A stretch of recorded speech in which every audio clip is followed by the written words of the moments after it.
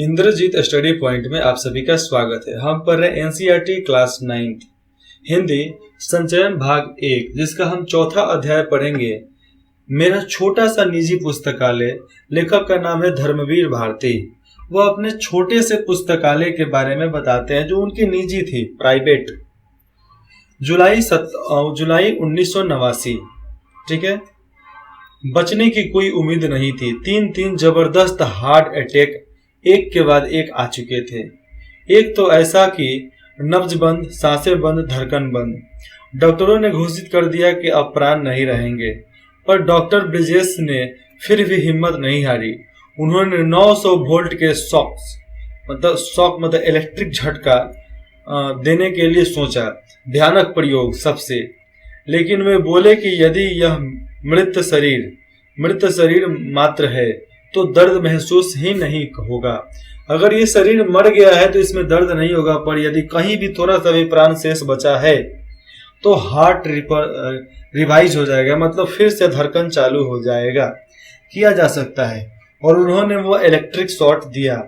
प्राण लौटे, पर इस प्रयोग में 60% हार्ट जो दिल था सदा के लिए नष्ट हो गया और 40% ही बचा था। केवल 40% बचा।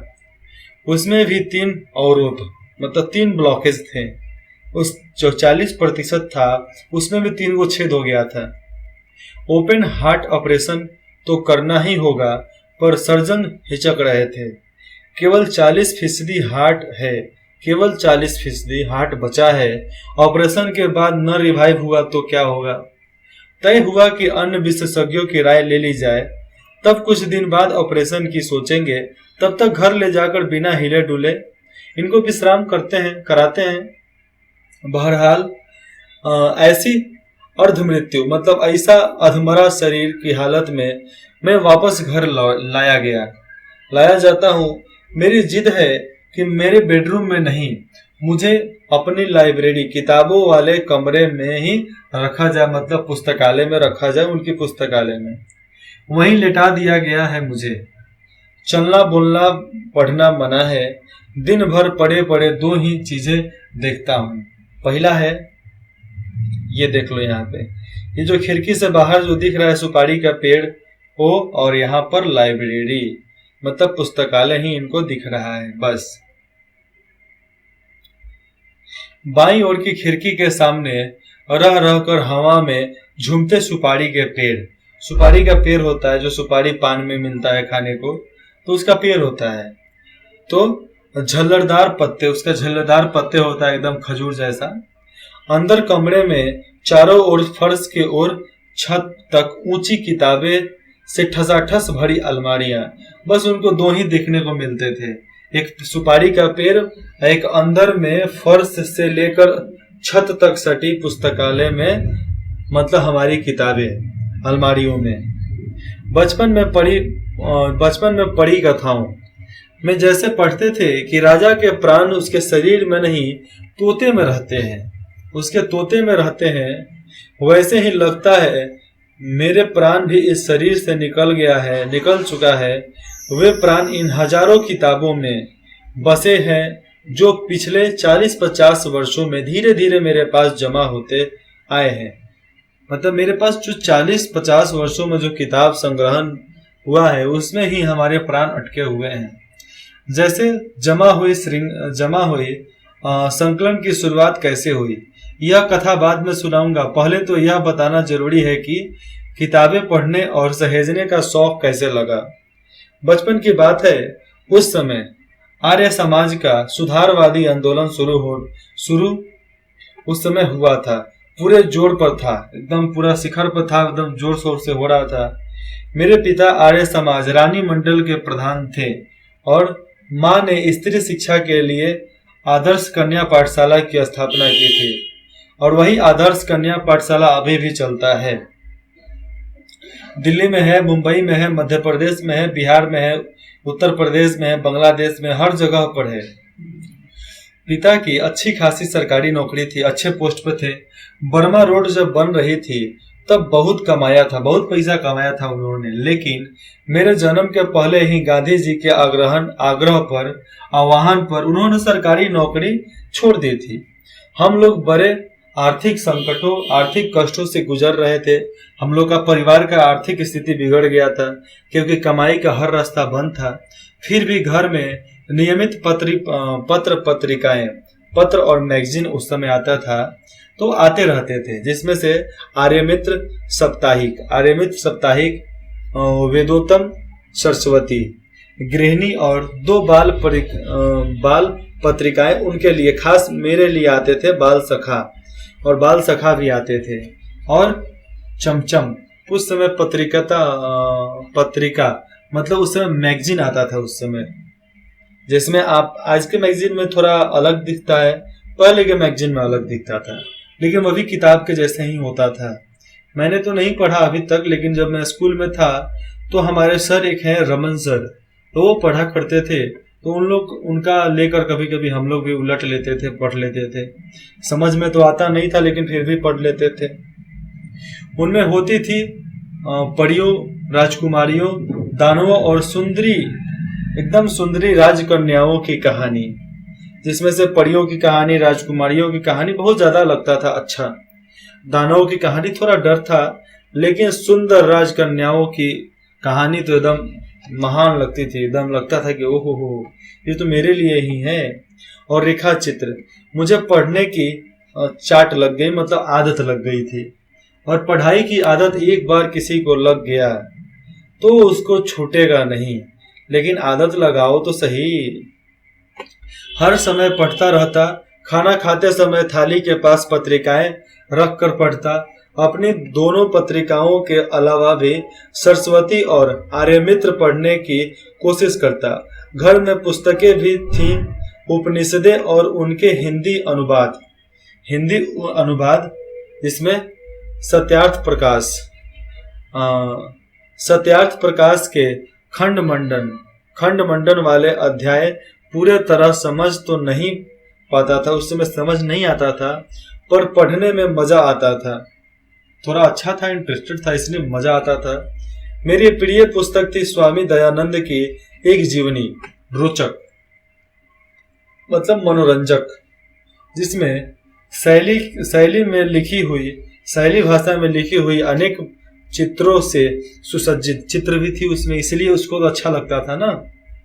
वे तत्कालीन पाखंडों के विरुद्ध अदम्य साहस, पाखंडों के मतलब जो दिखावटी ढकोसला जो करते हैं उनके तरफ ऐसा विरोध किया जिसको दबाया ना जा सकता था। साहस दिखाने वाले अद्भुत व्यक्ति थे। कितनी ही रोमांचक घटनाएं थी उनके जीवन की जो मुझे बहुत प्रभावित करती थी। चाहे जो भगवान का भोग खाते देखकर मान लेना कि प्रतिमाएं भगवान नहीं होती। जैसे मैं देखो, चूल्हे पर भगवान का भोग खाते देखकर मान लेना कि प्रतिमाएं भगवान नहीं होती। घर छोड़कर भाग जाना, यह भी था इसमें, घर छोड़कर भाग जाना।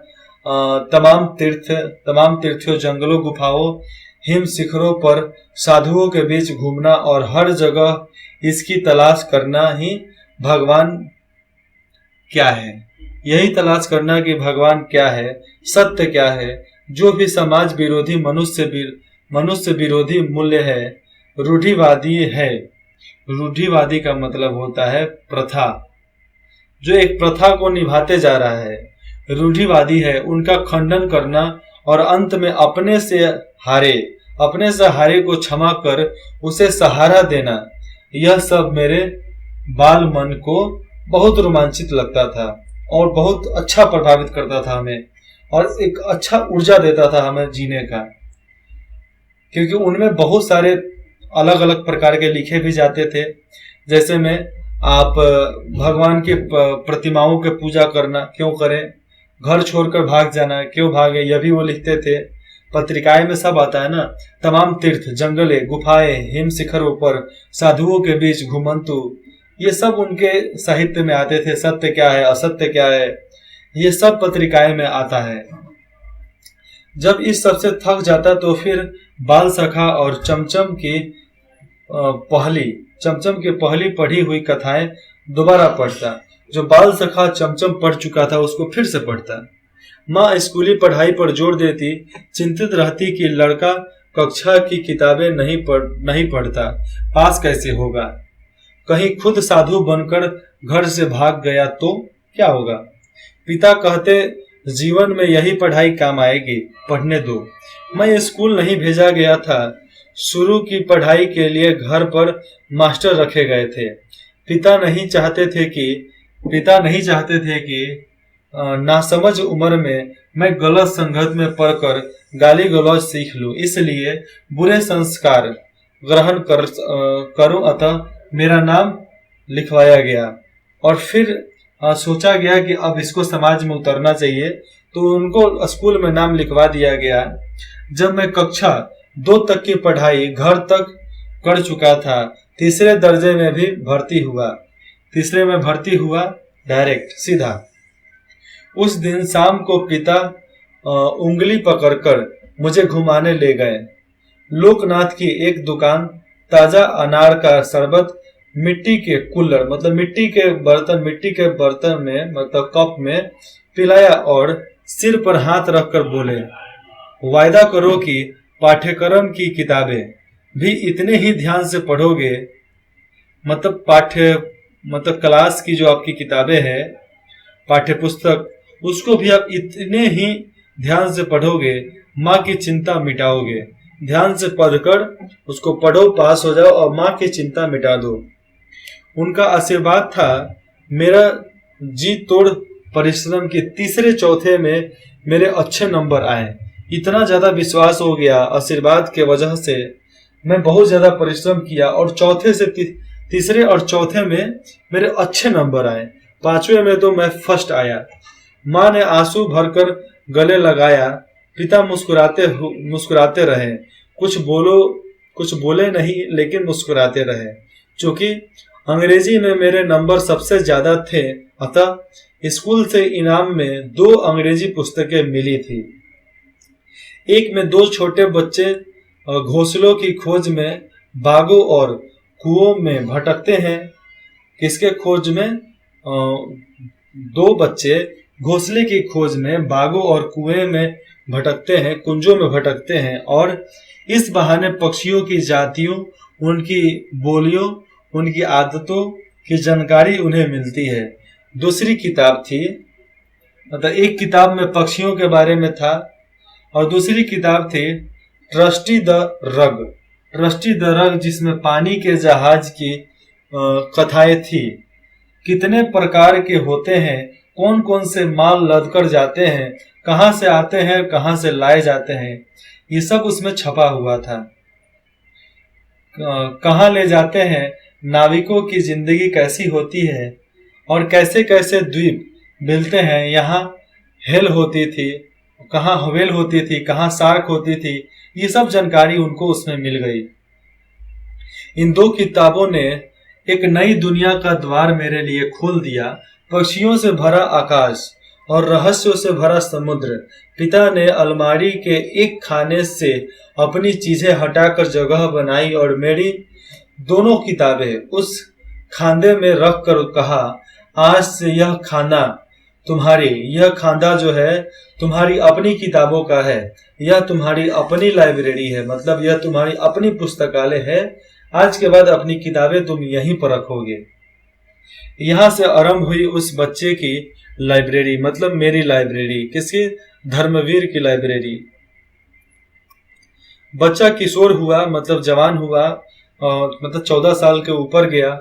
स्कूल से कॉलेज से यूनिवर्सिटी गया। अब जवान हो गया, 20 साल के करीब में। डॉक्टरेट हासिल की, मतलब PhD किया।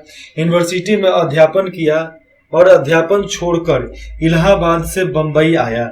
यूनिवर्सिटी में पढ़ाया और पढ़ाना छोड़कर इलाहाबाद से बंबई आ गए। संपादन किया। उसी अनुपात में अपनी लाइब्रेरी का विस्तार करता गया। मतलब संपादन, मतलब पत्रकारिता, मतलब जहां पर अखबार छपते थे वहां पर पत्रकारिता का नौकरी की और वहां पर उनके लाइब्रेरी का विस्तार और तेजी से होते गया। पर आप पूछ सकते हैं कि किताबें पढ़ने का शौक तो ठीक, किताबें इकट्ठा करने की सनक क्यों सवार हुई? पढ़ना तो ठीक है, सनक कैसे लगा? उसका कारण भी बचपन का एक अनुभव है। इलाहाबाद भारत के प्रख्यात शिक्षा केंद्रों में से एक रहा है। ईस्ट इंडिया द्वारा स्थापित पब्लिक लाइब्रेरी से लेकर महामन सॉरी महामना महामना मदन मोहन मालवीय द्वारा मदन मोहन मालवीय द्वारा स्थापित भारतीय भवन तक वहां पर जाना था। विश्वविद्यालयों की लाइब्रेरी तथा अनेक कॉलेजों की लाइब्रेरी तो है ही, लगभग हर मोहल्ले में एक अलग लाइब्रेरी। वहाँ हाई कोर्ट है तो उनका अलग लाइब्रेरी, अतः वकीलों की निजी लाइब्रेरी, अध्यापकों की निजी लाइब्रेरी। अपनी लाइब्रेरी वैसे कब होगी, वैसा कब दिखेगा हमारा लाइब्रेरी? यह तो स्वप्न में भी नहीं सोच सकता था। पर अपने मोहल्ले में एक लाइब्रेरी थी, हरिभवन लाइब्रेरी में जाते थे। स्कूल से छुट्टी मिलने पर मैं उसमें जाकर जम जाता, मतलब बैठ जाता। पिता दिवंगत हो चुके थे, मतलब थोड़ा परेशान हो चुके थे, बूढ़े भी हो चुके थे। लाइब्रेरी का चंदा, और उनके पास पैसा भी नहीं था उतना, लाइब्रेरी का चंदा चुकाने का पैसा नहीं था, अतः वहीं बैठकर किताबें निकाल कर पढ़ता रहता था। और उन दिनों हिंदी में विश्व साहित्य, विशेषकर उपन्यासों के खूब अनुवाद हो रहे थे और बहुत ज्यादा हिंदी में अनुवाद होते रहा था। पढ़ने में मजा आता था। मुझे उन अनुदित उपन्यासों को पढ़कर बड़ा सुख मिलता था। अपने छोटा सा हरिभवन में खूब उपन्यास थे। वहीं परिचय हुआ था बिंकम चंद्र चट्टोपाध्याय की दुर्गेश नंदिनी, कपाल कुंडला और आनंदवट से टलसियाई की। वहां पर इन सब मिले थे। अन्ना करेनिन, विक्टर हुगो और पेरिस का कुबरा जिसको बोलते थे हिंचबैक, और नात्रेदास गात्री की मदद, अलेक्जेंडर कुपरिंग का गारी वालों का कटरा। तो इसके बाद आपको ठीक से पढ़ते हैं तो अगले भाग में, क्योंकि बहुत लंबा हो जाएगा। इंद्रजीत स्टडी पॉइंट में जुड़ने के लिए आप सभी का बहुत बहुत धन्यवाद। यहीं से पढ़ेंगे, वहीं परिचय हुआ, ठीक है। अगर आपको कुछ भी दिक्कत है तो आप तुरंत बोल सकते हैं कमेंट करके। हमें आपके कमेंट का इंतजार रहेगा। धन्यवाद।